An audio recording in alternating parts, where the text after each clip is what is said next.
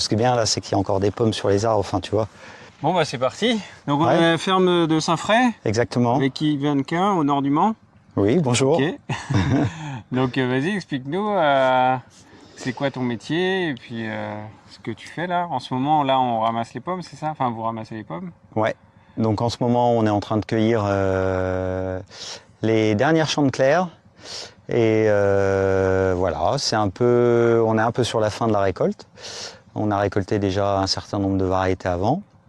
Il nous restera encore un petit peu des petites choses à récolter, un peu de granit, un peu de Gold Rush. Ça, c'est un petit peu plus tard en novembre.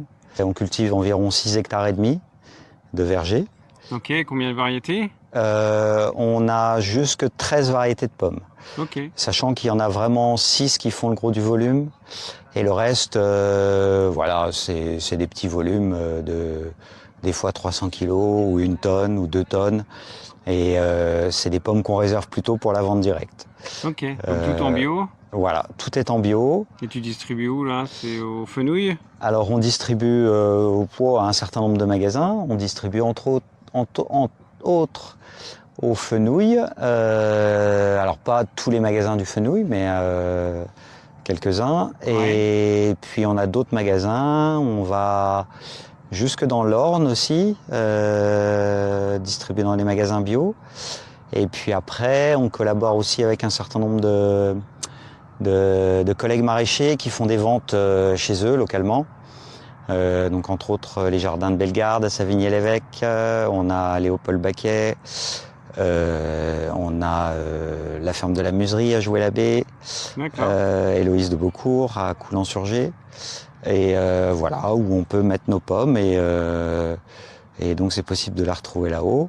Et après, là depuis cette année, on avait déjà un peu de restauration scolaire depuis déjà bientôt 4 ans avec le lycée à Sillé-le-Guillaume. Et puis là, ça s'est un petit peu décanté. On a maintenant plusieurs collèges sur, C'est cool, ça. sur la ville du Mans.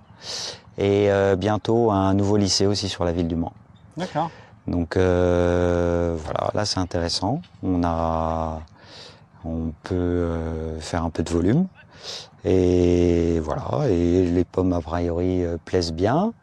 Donc il y a quoi alors? Il y a des granny, il y a des golden, il y a Alors un peu de tout. on a, comme je disais, on a 13 variétés. Donc on commence par les premières des pommes précoces. On a de la Rainette d'Anjou, de la Gala. On a Et à chaque fois, avec chaque variété, qu'est-ce qu'on peut faire? Par exemple, la gala, c'est pour faire quoi? Ah bah alors, Type de produit? Chaque pomme, il y en a qui vont être des pommes à cidre, des pommes à couteau, ouais, des alors, pommes à compote, des alors pommes... ici on fait que de la pomme à couteau. Donc c'est que de la pomme à croquer. On fait pas de pomme à cidre. Ok. Donc à part peut-être la Canada, il n'y a pas beaucoup de gens qui aiment la croquer comme ça. Ouais. Donc souvent Et les la gens. granny, tout ça, ouais, c'est vrai. Mais sinon l'ensemble des variétés sont des pommes à croquer. Et après il y en a qui se prêtent plus ou moins bien pour la cuisson ou certaines recettes.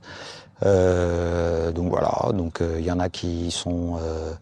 Il y en a qui restent fermes à la cuisson, d'autres qui sont plutôt fondantes. Ouais, pour les tartes aux pommes. Voilà, pour les donc compotes, on a à peu près, enfin on a un choix de variétés qui permet de tout faire. Ouais. Et donc voilà. Et Ça fait combien de temps que tu es installé ici? alors depuis 2021. 2021, ok. Ouais, avril 2021. Ouais, parce qu'en Sarthe, il y a pas mal de producteurs de pommes, mais en bio, vous êtes 3 à peu près, non? Il y a 3, 4? Il y a, si, il y a, J'en connais 3 moi. Mais, ouais, il y a plus de gens. Après, il y a des, Outillé, et puis dans le sud de Sarthe. Voilà. Après, il y a des gens qui sont, on va dire, dans le réseau bio depuis longtemps ou qui sont impliqués dans, voilà, qui sont au GAB ou qui sont, enfin, dans des réseaux d'agriculteurs biologiques, Ouais. et d'autres qui sont en bio et qui sont pas spécialement dans ces réseaux-là. Et c'est parfois des gens aussi qui font du bio et du conventionnel. Ok. Donc voilà. Donc il y a un petit peu, il y a plusieurs. Je pourrais pas dire exactement. Mais il y a un certain nombre quand même qui se font. mettent en bio, ouais. Ok. Alors, 100% bio, non. Voilà, il y en a qui sont mixtes. Voilà. 100% bio, on est 1, 2, 3, on est peut-être 4. 4, ok, Voilà. d'accord. Mais après... non, mais c'est déjà bien, voilà. ouais. Donc, c'est vrai que c'est pas facile en bio, il y a moins de pesticides, il y a moins de produits chimiques, quoi. Il faut avoir une autre méthode. ouais, donc bon, on a... T'as des techniques, voilà. Ouais, bah après, J'ai travaillé dans les pommes, c'est vrai que j'avais les mains pleines de produits, c'était pas agréable, quoi. ouais. Donc là, alors en bio, on a quand même obligé de faire un certain nombre de traitements. Hein. Ouais, il y a des traitements Donc, autorisés. contrairement à ce que beaucoup de gens croient, il y a quand même des traitements dans les vergers. Hein. Après, on a un certain nombre de produits qui sont utilisables en agriculture biologique Ouais. et qui sont en général des produits faits à base d'ingrédients naturels, quoi. Et il n'y a pas de produits de synthèse.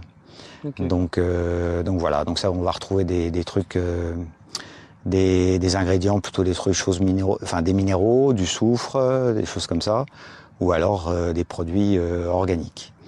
Et après, on a un certain nombre. Ça va être pour traiter quoi, les pucerons, les après, bestioles? Parce que là, il y a des tâches, tu vois, des fois, il y a peut-être des produits. Alors, chimie, on a un certain nombre de produits minéraux. Hein. On a un petit peu de cuivre, un peu de bouillie bordelaise, quoi. Ouais. Après, soufre, du bicarbonate de potassium, et ça, c'est c'est en fait de la levure à gâteau, hein, de la levure chimique. Ça, c'est le panel qu'on a essentiellement contre les maladies fongiques, okay. Principalement la tavelure. Et puis, après, on a un certain nombre de produits de biocontrôle, donc c'est-à-dire des produits, c'est des insecticides, hein, mais qui sont très très spécifiques, donc qui ne ciblent qu'un ravageur en particulier, qui sont inoffensifs en fait pour les autres insectes. D'accord. Donc voilà, à la différence d'un certain nombre de produits qui sont large spectre et qui là détruisent tous les insectes, quoi. Okay. Donc voilà, donc ça c'est un peu les produits qu'on a et voilà, et on est malgré tout obligé de passer un certain nombre de produits parce que voilà, c'est un peu ça où on mange pas de pommes du tout, quoi. Ouais, donc faut rappeler, le bio, c'est pour la planète, mais c'est aussi pour notre santé. Oui, donc il y en a plein qui pensent que c'est que pour la planète et du coup ils aiment pas le bio. Mais bon. Moi je vante le bio surtout pour notre santé, pour notre espérance de vie, quoi. Oui, bah Mais bon, c'est vrai que c'est un produit voilà, donc qui est pas que pour la planète, quoi. nous, voilà, nos fruits, ils sont donc on est contrôlé, on est certifié, on a des contrôles inopinés où EcoCert vient et prend des échantillons de fruits qui sont analysés en laboratoire, etc. Et donc pour vérifier qu'il n'y ait pas de produits interdits dans la réglementation biologique. Ouais. Donc voilà. Mais bon, après ça c'est le cas de toutes les structures qui sont certifiées. Ouais. Et nous on se connaît par le biais de la SIAP. Ouais, exactement. Du GAB, ouais. 72 aussi, et puis ouais. un petit peu les cigales aussi.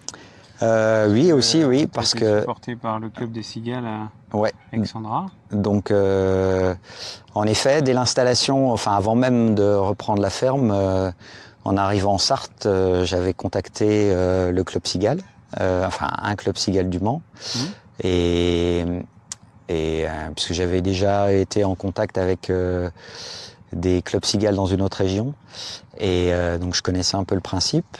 Les clubs d'investissement, voilà. Investisseurs citoyens. Voilà, donc des groupes de citoyens qui se mettent ensemble pour investir un peu des économies dans moi j'en fais partie d'un à Alexandra, justement, au sud du Mans.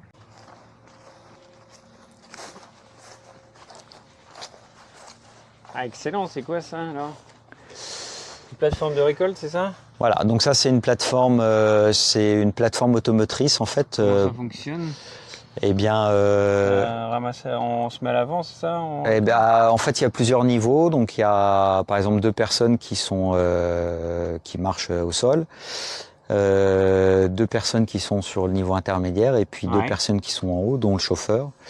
Et l'idée étant que, en avançant dans les allées, en fait, les gens les cueilleurs prennent les pommes et les déposent sur un tapis, enfin sur des tapis. Ouais. Et après, tout part sur un tapis central. En fait, et toutes les pommes. Alors là, on voit pas, mais en fait. J'imagine qu'il y a une caisse. Ouais, ici il y a une grosse caisse, et puis cette caisse-là tourne sur elle-même. Et ensuite, les pommes tombent ici. Alors elles tombent pas, hein, parce que justement l'idée c'est qu'elles ne se choquent pas. Ouais. Et donc elles roulent tranquillement. Et au fur et à mesure que le palox se remplit, en fait, là, il y a comme un ascenseur. Le palox descend, et donc ça remplit du fond vers le haut, quoi. Et quand le palox est plein, il est déchargé, en fait, là, il passe en dessous sur les chaînes, et il est laissé dans l'allée. Et après, on reprend un palox vide pour pouvoir continuer. Donc l'avantage étant qu'on récolte sur toute la hauteur de l'arbre en un seul passage, et ça permet de récolter assez vite quand même, et on n'a pas de panier à porter ou de choses comme ça, donc physiquement c'est relativement confortable en fait. Ok, après dans les allées tu recules avec le tracteur. Et voilà, après on vient chercher, on récupère toutes les caisses qui sont laissées dans les allées, quoi. Et on les ramène dans le hangar, et ensuite on les met en chambre froide. Ok, tout à l'heure ils n'avaient pas le même engin là? Non, donc ça c'est une autre plateforme pour travailler en hauteur qu'on utilise pour récolter certaines variétés. Alors soit parce que c'est des petits volumes et que ça ne se justifie pas de prendre la grosse machine, soit parce que, par exemple pour le cas de la Chantecler, c'est une variété qui est relativement fragile, et donc toutes les variétés jaunes en fait sont assez fragiles et marquent assez vite, et entre autres on voit les marques des chocs. Donc spécifiquement sur la Chantecler, on n'utilise pas cette machine parce que c'est un petit peu trop violent. Mais sur les autres variétés, il n'y a aucun souci. D'accord. Donc, et là, c'est la fin de la saison. Ouais, ça dépend. Cette machine-là, non, là, on va plus l'utiliser, mais voilà, c'est en fonction des parcelles, de l'accessibilité, du volume de pommes et de la fragilité des pommes, on choisit d'utiliser telle machine ou telle autre. Okay. Voilà. Ouais, c'est une machine espagnole. Voilà, c'est une machine espagnole, mais c'est une machine que j'ai reprise. Toutes les machines qui sont ici, je les ai reprises avec la ferme. Donc voilà, et en effet, c'est des machines qui sont faites surtout pour travailler dans des vergers plats.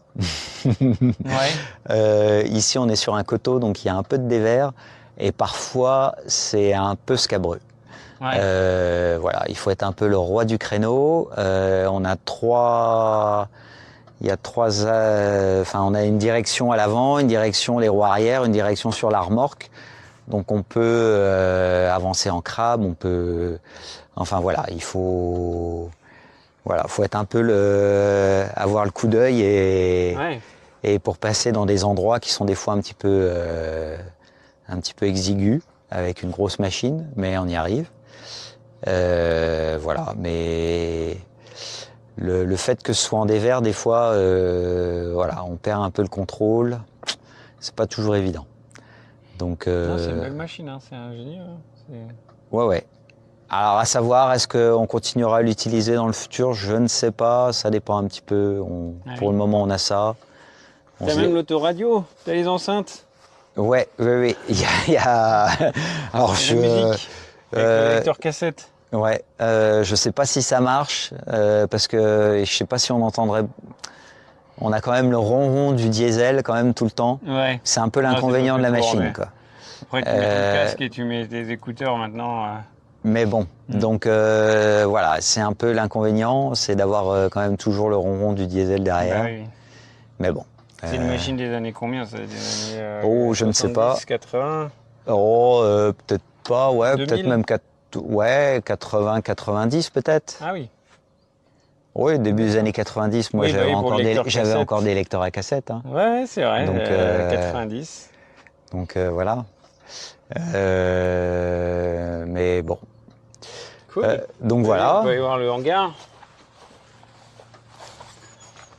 Donc là, c'est quoi les variétés de pommes ici? Alors ici, c'était Gala. Il y en a encore un petit peu dans les arbres. On laisse les gens, Encore, ouais. on laisse les gens venir encore cueillir quelques pommes. Là, donc elles sont rouges, c'est ça? Ouais, elles sont Et rouges. en jaune, après, c'est... Ça, c'est de la Gold Rush qui sera cueillie un peu plus tard, au mois de novembre. Ok. Et voilà. Bon, on laisse les gens encore cueillir dans les arbres. Il y a encore quelques pommes à cueillir, mais bon, Gala, on est un peu sur la fin de la.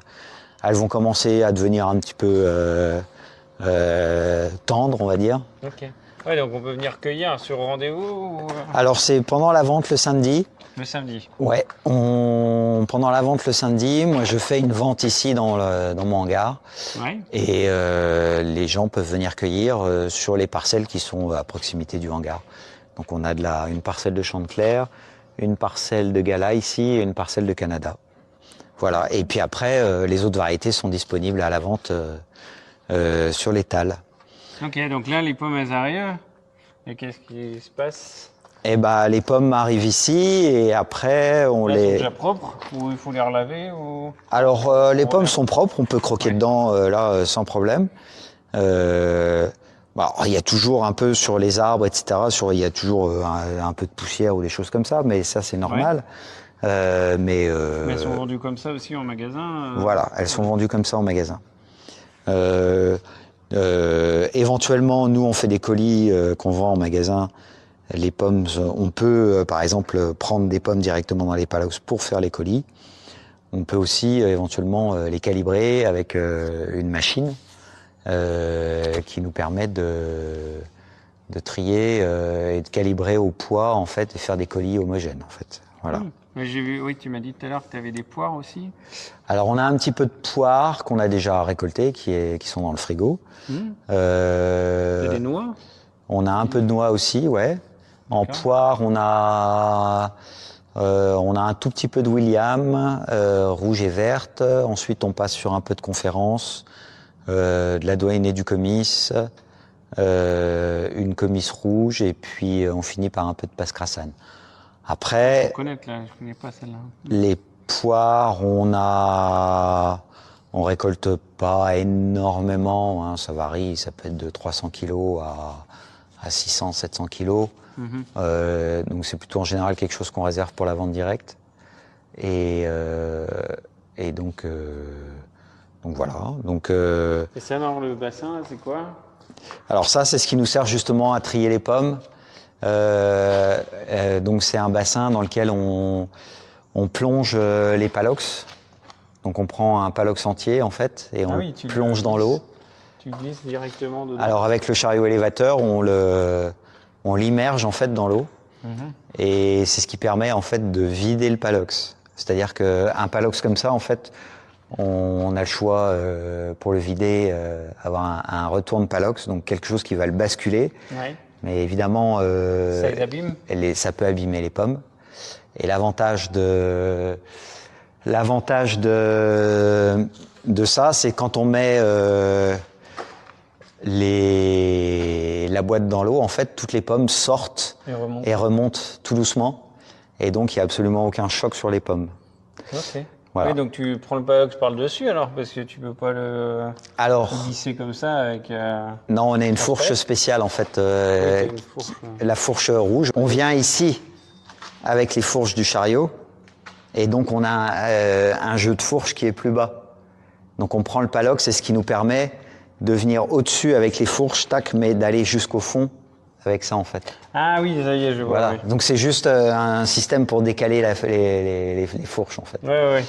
Voilà. Okay. Donc les pommes sortent, ensuite elles passent sur un convoyeur et avec des brosses, etc., ce qui permet de les brosser un petit peu. Et puis après, elles passent sur une table de tri, elles tombent dans des godets et elles sont triées en fonction du poids. Voilà. D'accord. Donc, là, les godets, c'est ça? Ouais. Ok, et ça pèse. Donc on a des godets, alors c'est une vieille machine, hein, mais donc il y a un système de poids qui coulisse et qui fait contrepoids, et quand quand il se rapproche du godet, il arrive un moment où ça ne fait plus contrepoids et le godet tombe avec la pomme.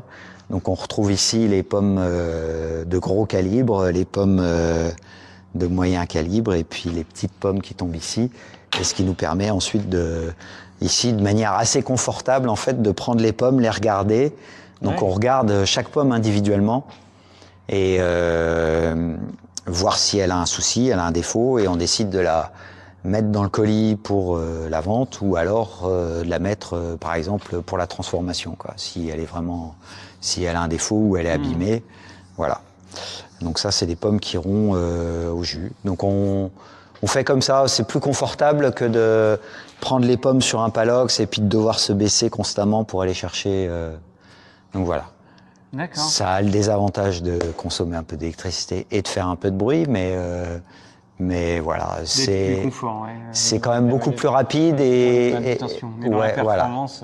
Voilà, donc ça permet de trier assez vite une personne s'il n'y a pas trop de déchets, une personne peut trier à 300 kilos en à peu près 1 heure ou 1 heure et quart, quoi. Ok. Là, t'as un autre. Oui, c'est parce qu'il y a un système de recirculation, c'est-à-dire que une fois que les pommes sont vidées, elles vont pas aller vers le convoyeur tout seul. Donc il y a une pompe qui en fait fait recirculer l'eau. Ça va faire du bruit, hein. Vas-y. Ah oui. C'est pour forcer. Voilà. Donc ça force les pommes à aller vers le convoyeur qui va les sortir de l'eau. Et donc ici, l'eau revient ici, repart dans la pompe, et donc ça recircule. Et donc ça, ce sont des paniers qui permettent de retirer les feuilles, les choses comme ça en fait. D'accord. Parce qu'il y a toujours soit un peu des feuilles ou une pomme abîmée qui passe par là. D'accord. Voilà. Après, t'as une chambre froide, j'imagine, non, pour les conserver un petit peu derrière. Voilà. Après, donc ça, c'est les pommes qui ont été récoltées aujourd'hui. Et après, on a... Oui, parce que là, il n'y a pas de conservateur dans ces pommes-là. Non.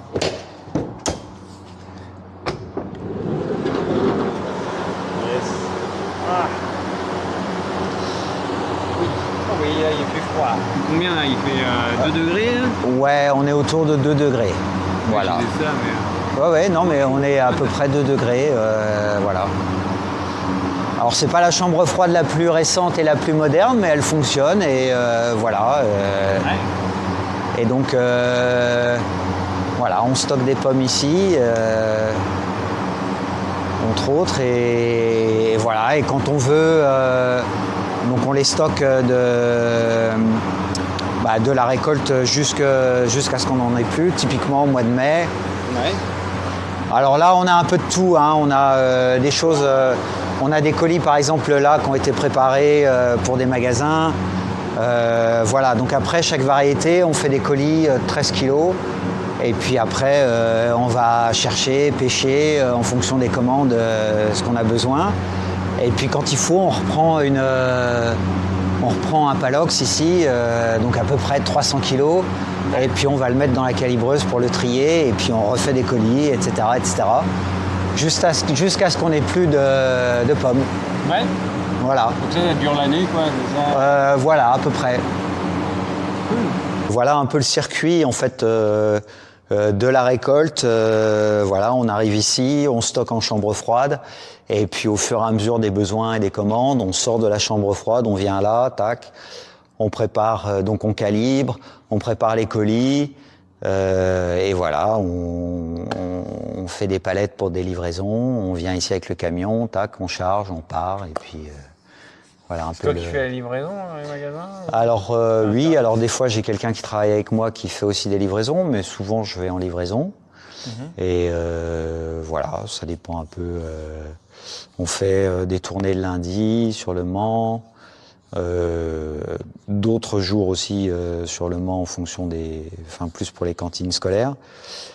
Et après on a une tournée, par exemple comme aujourd'hui, mercredi, plus dans l'Orne et le Perche.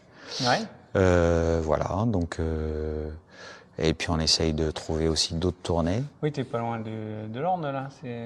Non, on n'est pas très loin. Il y a jusqu'à Alençon, ça va, c'est assez Pas une rapide. demi-heure, Alençon? Oui, 40 minutes. 40 minutes. Ouais. Donc ça, et puis on cherche toujours éventuellement des nouvelles tournées. Donc on est toujours à la recherche de clients. Ouais, bah ouais. Voilà. Pour ça, sur Génération Locale, on vient de créer ton compte là, puis on va essayer de faire marcher ça. Et puis voilà, tu es sur Coupanda aussi pour que les professionnels commandent. Ouais, alors ça c'est quelque chose de nouveau et puis on met en place en ce moment. Et donc voilà, les pros pourront avoir accès à la liste des produits et commander directement via un lien et ce qui me permet de générer, de faire un peu toute la facturation automatiquement derrière. Voilà. Ouais, cool. Et puis Génération Locale pour la communication pour le grand public. Exactement. Voilà. Eh ben super, merci. Merci pour Baptiste. cette petite visite et puis j'espère que les gens vont en apprendre un peu plus sur les pommes quoi. Ouais. L'ancien président de la République qui aimait les pommes. Ouais. Voilà, on sait qu'il mangeait beaucoup de pommes, mais il faut manger les pommes parce que c'est vrai qu'en Sarthe on a la chance d'avoir plein de pommes. Ouais, en Sarthe on a pas mal de pommes en effet. On peut de manger des bananes ou des ananas. Qui viennent de l'autre bout de la planète. Oui, et je te surprendrai peut-être, on a des variétés de pommes, entre autres la suprême, mais la Chantecler le fait aussi un petit peu aussi. Oui. On retrouve des saveurs entre autres, enfin moi c'est mon avis. Hein. Ouais. Mais je la connais pas, la Chantecler, ouais. Bah tiens. Des saveurs d'ananas en fait dans certaines pommes en effet, ouais. Carrément. Donc voilà, découverte.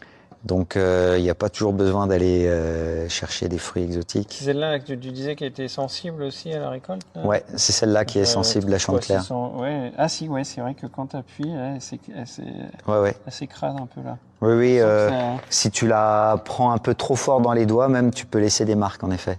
Ok. Bon, tu la mangeras celles-là. Oui. J'en connais qui sont plus juteuses et que t'appuies un peu fort et s'écrase quoi. Là, Non, elles sont fermes, hein, mais elle est quand même assez fragile. Ah on va aller déguster ça. Bon super, merci. Et puis, merci Baptiste. Voilà, on espère que la vidéo vous plaira.